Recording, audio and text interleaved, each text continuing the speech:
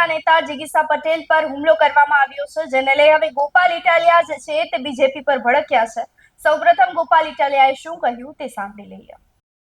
25મી ફેબ્રુઆરી 2026 વિધાનસભાનો દિવસ દોસ્તો આજે ખૂબ જ દુઃખ સાથે જણાવવું પડે છે કે જ્યારથી આમ આદમી પાર્ટી ગુજરાતભરના લોકોના દિલમાં જગ્યા મેળવી રહી છે, આમ જનતા, સામાન્ય માણસ, છેવાડાના લોકો આમ આદમી પાર્ટીને આશીર્વાદ આપીને, પ્રેમ આપીને પાર્ટીને મજબૂત બનાવી રહ્યા છે।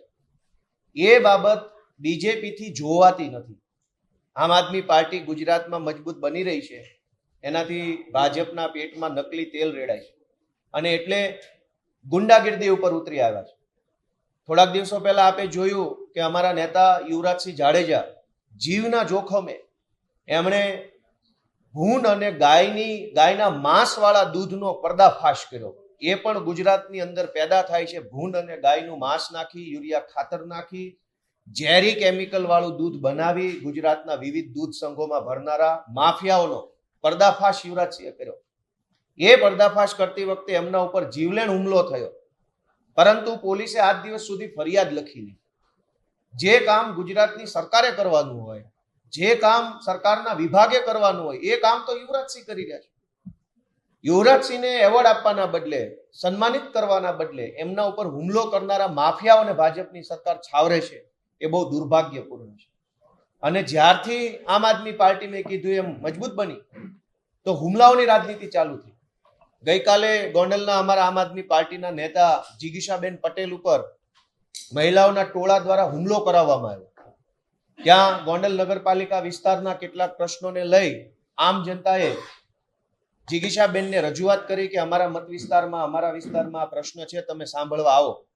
સામાન્ય જનતાને ભાજપના માણસોથી કોઈ ઉમ્મીદ અપેક્ષા નથી, કેમ કે ભાજપના માણસો કામ ઓછું અને ગુંડાગીર્દી જાજી કરે, એટલે જનતાએ પોતે જિગીશાબેનને ત્યાં બોલાવ્યા અને જ્યારે જિગીશાબેન ત્યાં ગયા ત્યારે ભાજપના કોઈ ગુંડા જેવા કોર્પોરેટરે મહિલાઓનું ટોળું મોકલી કાયરતાપૂર્ણ હુમલો એક મહિલા ઉપર કરાવડાયો।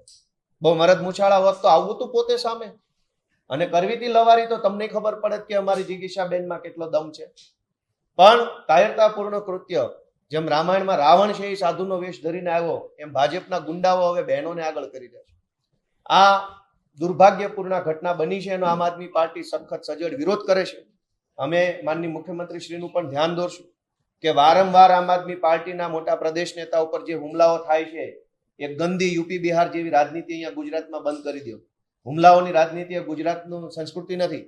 ગુજરાત વાદ સંવાદની રાજનીતિ કરે છે। હુમલાઓ કરવા, ગાડીના કાચ તોડી નાખવા, તલવારો મારી દેવી, હિંસા કરવી એ ગુજરાતનું કલ્ચર નથી। એટલે આજે આ અમારા યુવરાજસિંહ જાડેજા અને જિગીશાબેન પટેલ ઉપર ભાજપના માણસોએ જે હુમલો કર્યો છે એને અમે સખત શબ્દોમાં વખોડીએ છીએ। માનનીય મુખ્યમંત્રીશ્રીને પણ અમે રજૂઆત કરશું અને આવા પ્રકારના હુમલા ભવિષ્યમાં ન થાય તે માટે આમ આદમી પાર્ટી સડકથી લઈ સંસદ સુધી વિરોધ કરશે અને લોક જાગૃતિ કરશે। ગોપાલ ઇટાલિયા દ્વારા સતત જે છે તે બીજેપી પર આકરા પ્રહારો કરવામાં આવી રહ્યા છે। ખાસ કરીને હમણાં જ છે તે ગુજરાતનું બજેટ જાહેર કરવામાં આવ્યું, તેને લઈ પણ આમ આદમી પાર્ટી દ્વારા સતત વિરોધ નોંધાવવામાં આવ્યો છે અને ત્યારબાદ હવે જે છે તે જિગીશા પટેલ પર હુમલો કરવામાં આવ્યો છે, જેને લઈ હવે ભાજપના કોર્પોરેટર પર આમ આદમી પાર્ટીના તમામ નેતાઓ દ્વારા આક્ષેપો કરવામાં આવી રહ્યા છે। ત્યારે આપનું શું માનવું છે અમને કમેન્ટ કરી ચોક્કસથી જણાવશો। તેની સાથે જ અમારી ચેનલ ન્યૂ ભારત ન્યૂઝને લાઇક, શેર અને સબસ્ક્રાઇબ કરવાનું ભૂલશો નહીં। નમસ્કાર।